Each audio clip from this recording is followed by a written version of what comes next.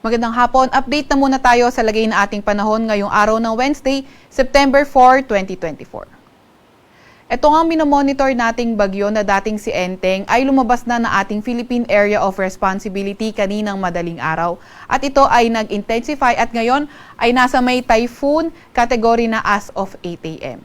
Ito ay huling namataan na nasa layong 450 kilometers west-northwest ng Lawag City, Ilocos Norte at nagtataglay ng lakas na hangin na 140 kilometers per hour at bugso na abot sa 170 kilometers per hour. Kumikilos ito sa direksyong kanluran, hilagang kanluran ng mabagal. At etong kanyang trough or extension ay nagdadala ng maulap na papawirin at mga kalat-kalat na pag-ulan, pagkidlat, pagkulog sa may Cagayan Valley, sa may Cordillera Administrative Region, sa may Ilocos Norte at Ilocos Sur.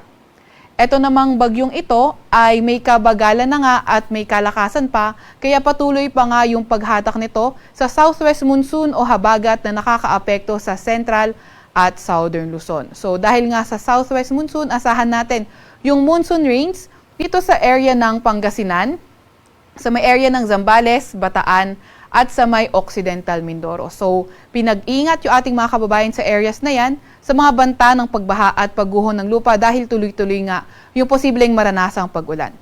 Samantalang occasional rains naman ang inaasahan dahil pa rin sa southwest monsoon o habagat sa may area ng Metro Manila, sa may La Union, sa may area din ng Cavite, Batangas, Laguna, sa may Rizal, pati na rin sa may area ng Oriental Mindoro, pati na rin sa may Northern Palawan area. Maulap na papawirin at mga kalat-kalat na pag-ulan, pagkidlat, pagkulog, dulot pa nga rin ng southwest monsoon o habagat ang inaasahan natin sa may Marinduque, Romblon at sa may Quezon Province. Para naman sa nalalabing bahagi ng ating bansa, mas magandang panahon yung inaasahan natin kung saan partly cloudy to cloudy sky ito na may mga tsansa ng mga localized thunderstorms. So yung ating mga kasamahan sa Regional Services Division patuloy na maglalabas ng mga thunderstorm advisory, rainfall advisory o hindi kaya heavy rainfall warning kung kinakailangan. Sa kasalukuyan nga ay wala pa rin tayong minomonitor na ibang low pressure area or bagyo sa loob or malapit sa ating Philippine Area of Responsibility, pero gaya nga ng nabanggit natin kahapon sa ating tropical cyclone threat potential, meron tayong mga nakikita mga vortex na posibleng maging tropical cyclone na low to medium for this week at high likelihood for the next week. So patuloy pa nga rin tayong nagmo-monitor para if ever na magkaroon man ng mga low pressure area, ay agad natin itong maipapaalam sa ating mga kababayan. However, since mahaba ang time frame nito, may tsansa pa itong magbago. Nonetheless, patuloy ang monitoring ng Pag-asa. Para naman sa lagay ng ating panahon bukas, so inaasahan pa nga rin natin yung monsoon rains mostly dito pa rin sa area ng Pangasinan, Zambales, Bataan at Occidental Mindoro. May mga occasional rains pa rin tayo sa may Metro Manila, sa may La Union, sa malaking bahagi ng Calabarzon, maliban na nga lang sa may Quezon, sa may Oriental Mindoro at sa may Northern Mindanao area. Maulap na papawirin naman at mga kalat-kalat na pag-ulan, pagkidlat, pagkulog, cost pa rin ng habagat ang mararanasan natin sa may Mindoro, Romblon, Quezon, pati na rin dito sa may western section ng Northern Luzon, particularly sa may Cordillera Administrative Region and the rest of Ilocos Region. The rest of Luzon, partly cloudy to cloudy skies for tomorrow with chances pa rin ng mga localized thunderstorms. Agwat ang temperatura sa Metro Manila, 25 to 28 degrees Celsius for tomorrow, 17 to 21 degrees Celsius sa may Baguio, 25 to 29 degrees Celsius sa may Lawag, 24 to 32 degrees Celsius sa Tuguegarao, 25 to 32 degrees Celsius sa may Legazpi at 26 to 36 degrees Celsius sa may Tagaytay. 25 to 31 degrees Celsius sa may Puerto Princesa at 25 to 30 degrees Celsius sa may Kalayaan Islands.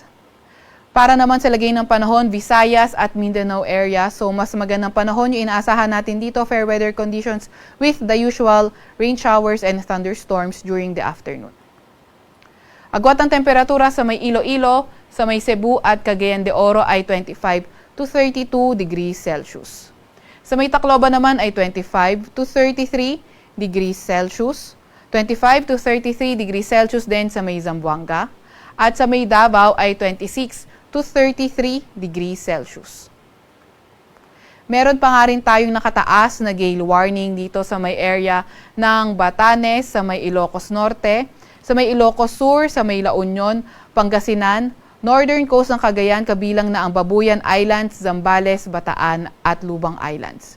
So yung mga area na nabanggit natin ay napakapanganib, pumalaot lalo na yung mga maliliit na sasakyang pandagat at lahat ng klase ng motor bangkas dahil magiging maalon hanggang sa napakaalon ng karagatan. Para naman sa 3-day weather outlook ng mga pangunahing syudad natin sa Metro Manila and Baguio, until Friday pa nga rin natin maararanasan itong rainy weather pero improving weather conditions na tayo pagdating ng weekend. Sa Legazpi naman, patuloy pa nga rin yung bahagyang maulap hanggang sa maulap na papawirin at mga tsansa ng mga localized thunderstorms. Sa Metro Manila, ang pinakamataas na temperatura in the next 3 days ay pwedeng umabot ng 31 degrees Celsius.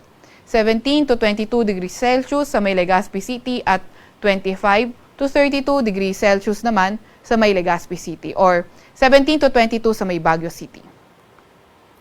Sa may Visayas area naman, Metro Cebu, sa may Iloilo City at Tacloban City at sa malaking bahagi ng Visayas, fair weather conditions pa nga rin tayo at may mga tsansa ng mga localized thunderstorms. Pinakamataas sa temperatura sa Cebu, 33 degrees Celsius.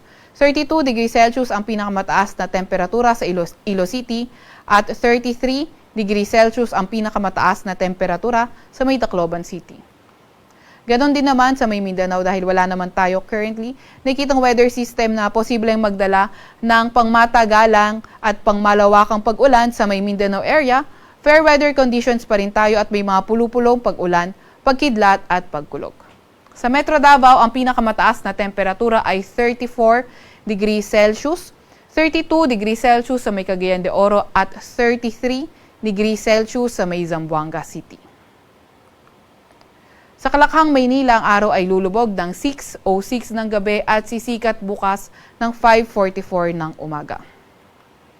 Huwag magpapahuli sa update ng Pag-asa. I-follow at i-like aming X at Facebook account DOST_Pag-asa. Mag-subscribe din sa aming YouTube channel DOST-Pag-asa Weather Report at para sa mas detalyadong impormasyon, bisitahin ang aming website pag-asa.dost.gov.ph. At yan naman po muna ang latest mula sa Weather Forecasting Center ng Pag-asa. Veronica C. Torres, nag-ulat.